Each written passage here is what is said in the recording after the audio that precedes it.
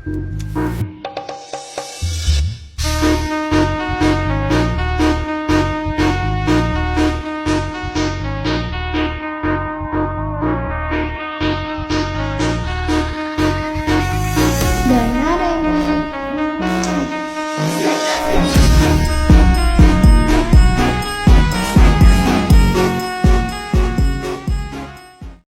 Anas bin Malik radhiyallahu anhu anin Nabi sallallahu alaihi wasallam qala yaqulullahi tabaraka wa ta'ala li ahwani ahlin nari adzaban law kanat laqad dunya wa ma fiha akunta muhtadiyan biha fayaqulu na'am fayaqulu qad aradtu minka ahwana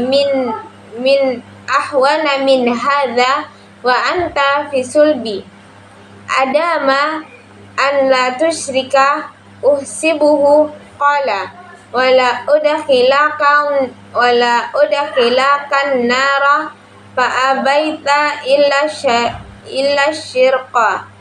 syirka.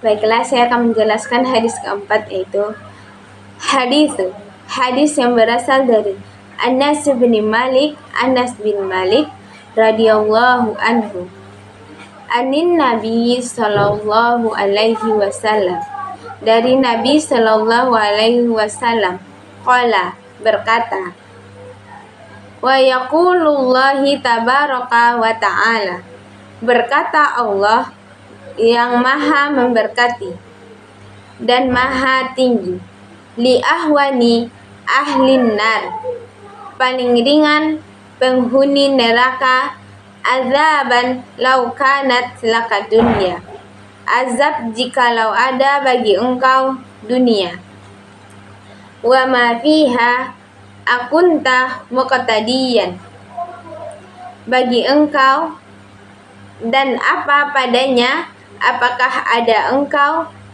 menukar atau menebus dengannya. Fayaqulu na'am, maka mereka berkata iya. Fayaqulu qad aradtu minka ahwana, maka Allah berkata, sungguh aku mengingatkan dari engkau lebih ringan dari ini. Wa anta fi sulbi Adama, dan engkau pada anak cucu Adam. An la tusyrika uhsibuhu, bahwa tidak engkau memperserikatkan akan menduganya. Qala, ia berkata, wala, dan tidak. Udkhilakan nar, aku akan memasukkan engkau ke neraka. Fa'abaita ila syirka, maka engkau enggan, kecuali engkau bahkan berbuat syirik. Baiklah, dari hadis tersebut dapat dijelaskan bahwa hadis ini bermaksud adalah bahwa Allah nanti di akhirat akan akan bertanya kepada orang yang masuk ke neraka yang azabnya paling ringan, di mana orang ini adalah penghuni neraka yang azabnya paling ringan. Maka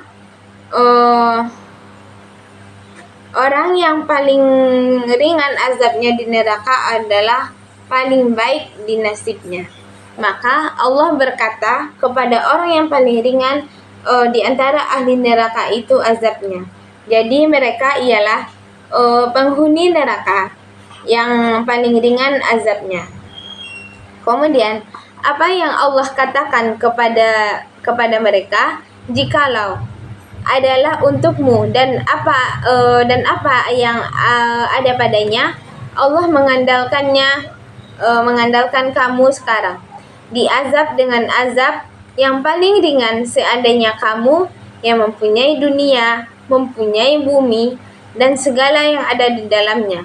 Kamu yang punya tanah, kamu yang punya airnya, kamu yang punya gunungnya, kamu yang punya sungainya, punya emasnya yang terkandung di dalamnya, punya minyak buminya, punya laut, punya ikan, punya hutan, semuanya kamu yang punya di dalam dunia, bumi, dan segala isinya.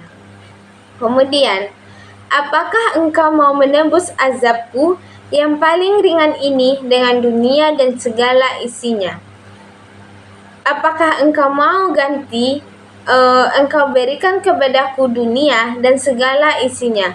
Itu kemudian engkau dibebaskan dari azab yang paling ringan ini. Semacam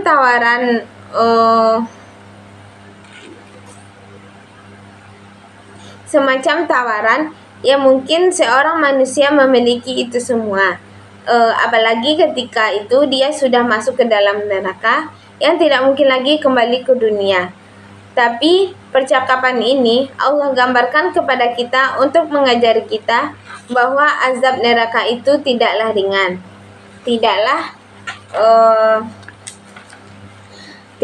remeh dibandingkan dunia dan segala isinya.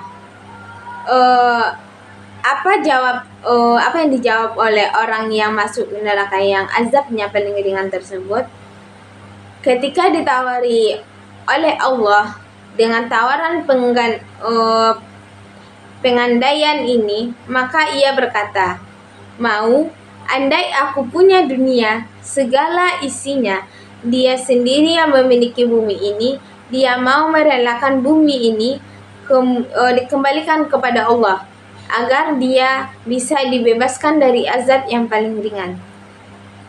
Kemudian Allah menegaskan, "Sebenarnya dulu aku sudah menginginkan darimu yang lebih ringan daripada ini."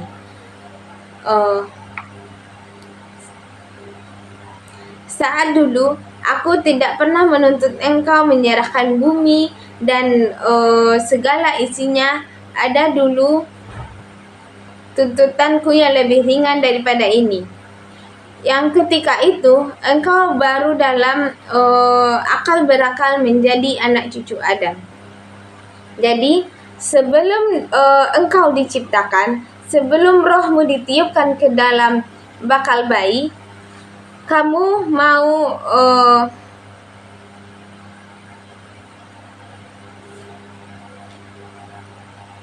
siapapun yang diciptakan kepada seseorang calon manusia, itu dia akan bersumpah terlebih dahulu. Kamu nanti bertuhan kepadaku, kamu mau patuh kepadaku, kamu mau bertauhid kepadaku, bukankah aku ini Tuhanmu? Yang ketika itu kamu menjawabnya mau, agar engkau tidak memperserikatkan aku. Kau Anas bin Malik yang mengira Rasul juga mengatakan apa yang disebut Allah. Yang dengan demikian kamu tidak akan aku masukkan ke dalam neraka. Yang dulu tidak aku katakan agar kamu tidak syirik, sehingga kamu tidak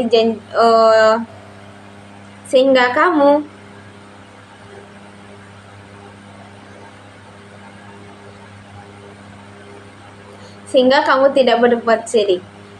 Jadi kata Allah,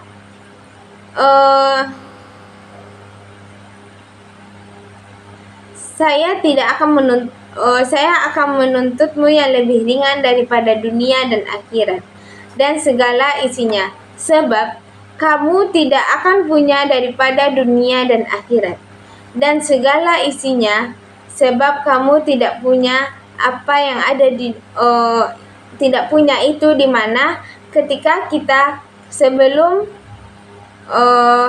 kamu dijadikan manusia secara utuh, kamu tidak boleh syirik, yang upahnya atau ujungnya kamu tidak masuk ke dalam neraka. Nah, akan tetapi kata Allah, kamu enggan menahan berbuat syirik, menahan diri untuk berbuat syirik. Kemudian dalam hadis ini menjelaskan tentang setiap perbuatan manusia pasti akan dibalas oleh Allah Subhanahu wa Ta'ala. Perbuatan dosa itu adalah perkataan yang mungkin ringan, untuk dikerjakan, tetapi sangat berat untuk dipertanggungjawabkan. Meskipun diganti dengan dunia dengan segala isinya, maka itu tidak akan bermakna ketika seseorang itu diazab oleh Allah. Nah, apa kaitan hadis ini dengan pembelajaran? Yang pertama, hadis ini membicarakan tentang pendidikan akidah, khususnya tentang percaya kepada hari kiamat, tentang neraka, tentang kerasnya azab neraka. Jadi hadis ini mengajarkan tentang akidah, tentang kepercayaan, keyakinan, khususnya berkaitan dengan hari kiamat, tentang azab neraka berupa kerasnya azab neraka. Jadi sasaran dari pengajaran hadis ini agar peserta didik dapat memahami, sadar bahwasanya azab di neraka itu tidak ada yang ringan, di mana yang paling ringan saja jauh lebih berbahaya kebebasannya dari yang paling ringan itu dibandingkan di antara dengan segala isinya. Nah, yang kedua, hadis ini mengajarkan tentang menjelaskan sesuatu, bagaimana menerangkan sesuatu dengan metode tamsil atau pemahaman, di mana Allah ingin menjelaskan tentang betapa beratnya, betapa kerasnya azab di neraka dengan jalan membandingkan kebebasan dan azab neraka yang paling ringan itu dengan kemegahan yang didapatkan oleh seseorang karena memiliki dunia dan segala isinya. Nah, jika kita dibandingkan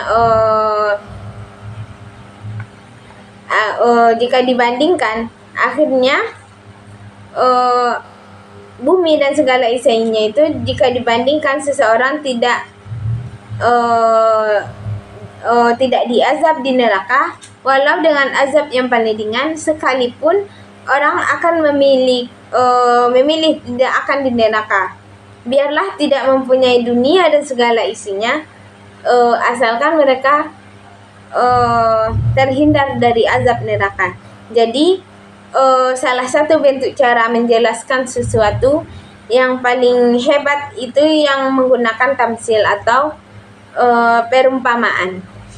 Sekian dari saya. Wabillahi taufiq wal hidayah. Wassalamualaikum warahmatullahi wabarakatuh.